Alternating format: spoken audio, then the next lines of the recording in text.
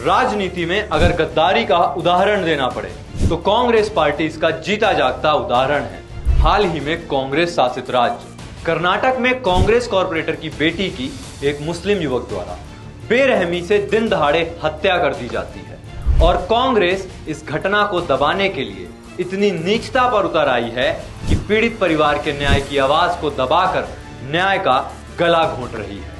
कर्नाटक के मुख्यमंत्री सिद्धारमैया ने पीड़ित परिवार के सच को दबाते हुए कहा कि यह घटना कोई लव जिहाद नहीं है, ये मर्डर पर्सनल रीजंस की वजह से हुआ है। वहीं पीड़ित पिता का कहना है कि मेरी बेटी और फयाज के बीच तो कोई रिश्ता ही नहीं था, तो पर्सनल रीजन कैसे हुआ। फयाज मेरी बेटी के पीछे पड़ा हुआ था और उसे संबंध बनाने के लिए परेशान किया करता था। अपने दोस्तों के साथ मिलकर जबरन मेरी बेटी को धर्म परिवर्तन करने के लिए धमकाता रहता था। खुद पिता कह रहे हैं कि मुख्यमंत्री जी ऐसे बयान देकर हमारी और हमारी बेटी की इज्जत को ऐसे ना उछालें।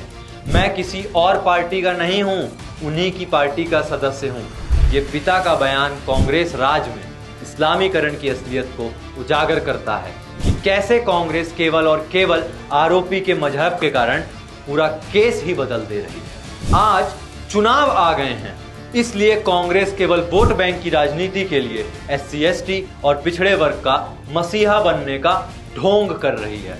वरना जो पार्टी हमेशा से ये कहते आई है कि देश के संसाधनों पर पहला हक मुसलमानों का है, वो कहां से पिछड़े वर्ग की बात करने आ गई आज। ये वही पार्टी है जो ना कभी अपने देश की सगी हुई, ना किसी समाज की, और तो और ना अपने कार्यकर्ताओं की सगी हुई। कर्नाटक में कांग्रेस की सरकार आते ही उन्होंने कर्नाटक का इस्लामीकरण करना शुरू कर दिया है और कांग्रेस का हमेशा से एक ही मकसद रहा है, देश का इस्लामीकरण करना। आज कांग्रेस के आते ही कर्नाटक के कैफेज में बॉम्ब ब्लास्ट हो रहे हैं, भजन कीर्तन बजाने पर मुस्लिम भीड़ द्वारा हिंदू दुकानदारों पर हमले किए जा रहे हैं, हिंदू बहन बेटियों की दिन दहाड़े हत्याएं हो रही हैं। खैर, कांग्रेस से और क्या ही उम्मीद की जा सकती है। जो पार्टी देश विरोधी PFI जैसे आतंकी गतिविधियों में शामिल संगठनों की ब्रांच से समर्थक तक लेने को तैयार हो जाती है, वो लव जिहाद के मामले को नहीं छुपाएगी, नहीं दबाएगी तो और क्या ही करेगी। अगर कांग्रेस का राजनीति में जन्म से लेकर आज तक कोई मुद्दा रहा है तो वो रहा है सिर्फ और सिर्फ मुस्लिम तुष्टीकरण और भारत विरोधी मानसिकता को बढ़ावा देना।